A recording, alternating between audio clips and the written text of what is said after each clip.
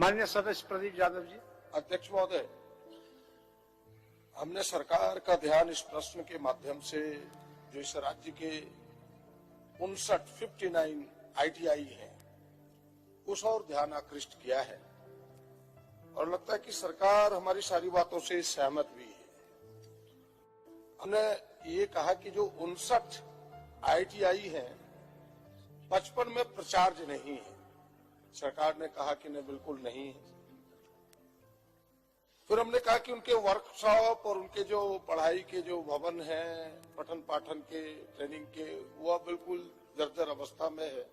इन्होंने कहा कि ना अस्वीकारात्मक है, लेकिन फिर बाद में तीसरे खंड में सरकार ने यह भी मानने का प्रयास किया कि ना उसकी समय समय पर हम मरम्मती आवश्यकता अनुसार कराते हैं।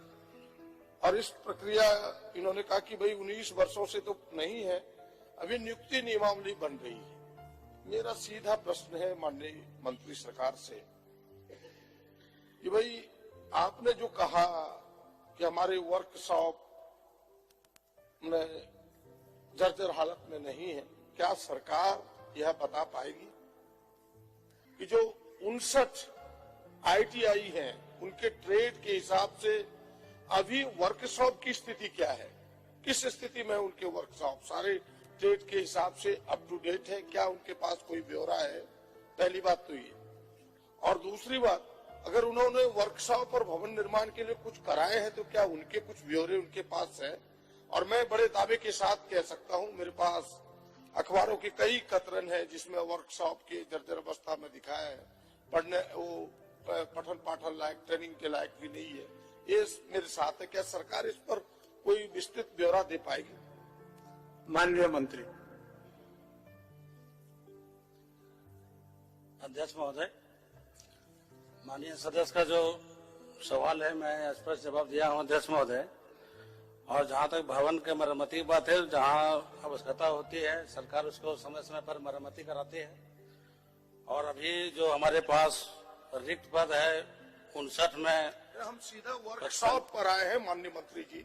आप वर्कशॉप के बारे में बताइए कि जो आपके पास ट्रेड है, इलेक्ट्रीशियन के, फीटर के, जो ट्रेड्स है ITI के, क्योंकि मैं इसलिए कह रहा हूँ, 1 मिनट मेरी बात अगर आप सुन लें तो थोड़े, कि बड़ी मुश्किल से अध्यक्ष महोदय आपको आपके ध्यान में दिलाता हूँ कि पहले इस राज्य की जितनी ITI थे उनको केवल झारखंड में उनके छात्रों की मान्यता देती थी। बड़ी मुश्किल से पिछले बार जो national council of vocational training जो भारत सरकार की है, जो NCVT है, उन्होंने मान्यता दी है।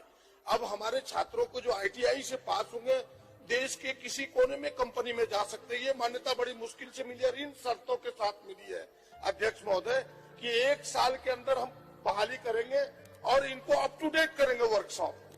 इसलिए ये मैंने प्रश्न लाया है कि नहीं तो फिर मेरी मान्यता समाप्त होगी और हमारे छात्र ITI करके इसी झारखंड में बेरोजगार के रूप में घूमते फिरते रहेगा।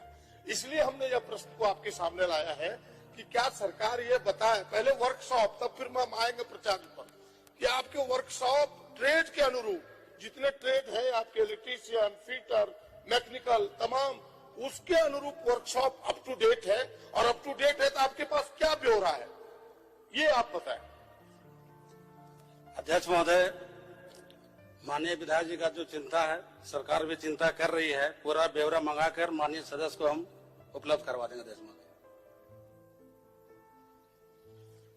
माननीय सदस्य जी। हमें तो उपलब्ध आप करा देंगे, हम इसलिए कह रहे हैं कि सरकार को अप टू डेट होना चाहिए। इसलिए बैठ जाइए माननीय मंत्री जी, मैं आगे नहीं ले जाऊंगा इस प्रश्न को।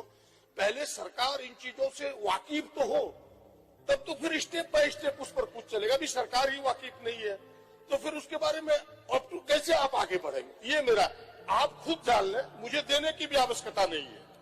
आप इन चीजों को आज जाकर के देखें, उन चीजों को देखें कि आपके वर्कशॉप कितने अप टू डेट है। नहीं है तो उस दिशा में सरकार प्रयास करे। पहला मेरा आपसे आग्रह होगा, यही मैं इस बात को खत्म करता हूं।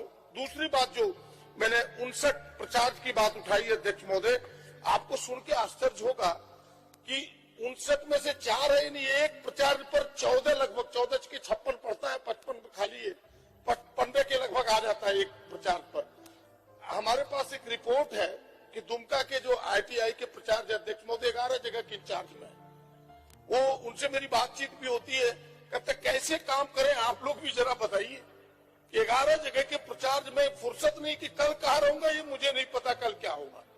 तो ये 19 वर्षों से खाली पड़ा है, ये नहीं कह रहा हूं कि आपके जमाने में खाली है।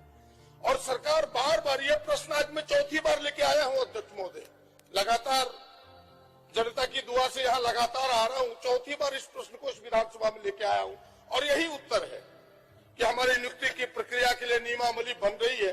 अब सरकार हमें आज ये बताए अंतिम रूप में कि नियुक्ति नियमावली बनने में और कितना समय लगेगा। पहले तो ये बताए एक डेट, कट ऑफ डेट की मैंने ये मार्किंग लक्ष्मण रेखा ये है मेरी, इस लक्ष्मण रेखा तक हम नियुक्ति नियमावली बना लेंगे और इतने दिनों के अंदर हम इसकी बहाली कर देंगे। केवल इतना बता दे, फिर मेरे प्रश्न के उत्तर आ जाएंगे।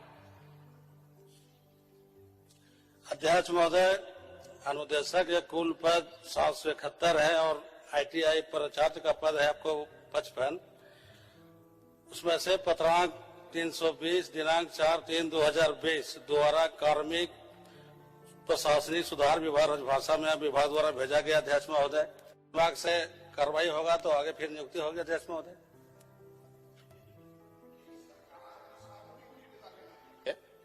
सरकार की अकेले कोई जिम्मेदारी नहीं होती। कार्मिक को आपने भेज दिया तो कार्मिक से भेजवाना प्रदीप यादव या बंधु तिर्की या राजेंद्र बाबू या उधर के लोगों का काम नहीं है। ये काम तो सामूहिक दायित्व का है मंत्री महोदय, और आप पहले भी मंत्री रह चुके हैं, पहली बार नहीं है, चीजों को आप समझते हैं। हाँ, नहीं, इसीलिए हम कह रहे हैं कि आप एक समय सीमा तो हमको दीजिए ना। हम ये नहीं करें कि आज ही कर दीजिए, आप एक समय सीमा हमको दीजिए। इतने दिनों के अंदर हम नियमावली को बना लेंगे और इतने दिनों के अंदर बहाली के लिए हम जो प्रक्रिया प्रारंभ कर देंगे, ये केवल बता दें। अध्यक्ष महोदय, नियमावली बना करके तो कार्मिक विभाग ने अध्यक्ष महोदय हम तो भेज दिए हैं पत्रांक 320 4/3/2020। अब विभाग कार्मिक विभाग के द्वारा बहाली होना अध्यक्ष महोदय को विभाग मेरा विभाग को बहाली करना है नहीं अध्यक्ष महोदय। तो माननीय मुख्यमंत्री महोदय से बात करेंगे इस विषय पर अध्यक्ष महोदय, जितना जल्द हो सके। तब तो और प्रश्न उठ जाता है अध्यक्ष महोदय, जब एक तरफ आप कह रहे कि हमने प्रक्रिया की बहाली की प्रक्रिया के लिए भेज दिया, दूसरे तरफ आप मेरे लिखित उत्तर में दे रहे हैं कि नियुक्ति की प्रक्रिया की नियमावली गठन के पश्चात, यानी यह उत्तर गलत की इनके बातों को मैं सही मानूं। तब तो आप मेरी बात अध्यक्ष महोदय, मैं आपकी जिम्मे इस प्रश्न को छोड़ रहा हूं कि आप बताएं, एक तरफ आप लिख रहे नियमावली गठन के पश्चात नियुक्ति की कार्रवाई की जाएगी, आप इस प्रश्न के उत्तर को पढ़ें। दूसरे तरफ कह रहे कि नहीं हमने बहाली की प्रक्रिया प्रारंभ कर दी है, तो दोनों तो एक दूसरे का विरोधाभास है। तो ये विरोधाभास क्यों? आप एक पर आ रहे ना, या तो आपकी नियुक्ति की नियमावली, अगर ये नियुक्ति नियमावली ही नहीं बनी है तो ये बता इतने दिनों के अंदर बनाएंगे, और बन गई है तो फिर इसके उत्तर में ये आने चाहिए। या तो आपके जो पदाधिकारी है आपको ठीक से उत्तर नहीं देते, ये चीजें सामने आती है। माननीय मंत्री जी, इसको समेटते हुए जवाब दीजिए। अध्यक्ष महोदय, माननीय सदस्य का जो सुझाव है, जो चिंता है, सरकार इस पर गंभीर है। नियमावली जो बहाली करना है तो अध्यक्ष महोदय विभाग को बहाली नहीं करना, कार्मिक विभाग को बहाली करना है, तो नियमावली सरकार के द्वारा बनाई जा रही है। और माननीय सदस्य मनीष जी का भी सवाल सेम है, उसमें हम लोग दिनांक पत्रांक के साथ ही अध्यक्ष महोदय सेम अल्पसूचित में भी है, दोनों क्वेश्चन सेम है अध्यक्ष महोदय। हम लोग कार्मिक विभाग को भेजे हैं, कार्मिक विभाग के द्वारा किया जाएगा अध्यक्ष महोदय। सरकार इन चीजों को देखेगी, इन चीजों को बहालियां करेगी और जल्दी हमें लगता है कि अगले बार प्रश्न लेके हम सबों को आना ना पड़े। इन चीजों को ठीक कीजिए, छात्रों के भविष्य के साथ सवाल है। इतना ही कहते हुए मैं फिर से एक बार आग्रह करूंगा कि जल्दी बहाली की प्रक्रिया करे और उन चीजों को ठीक ठाक करे ताकि छात्रों के भविष्य के साथ खिलवाड़ ना हो। धन्यवाद।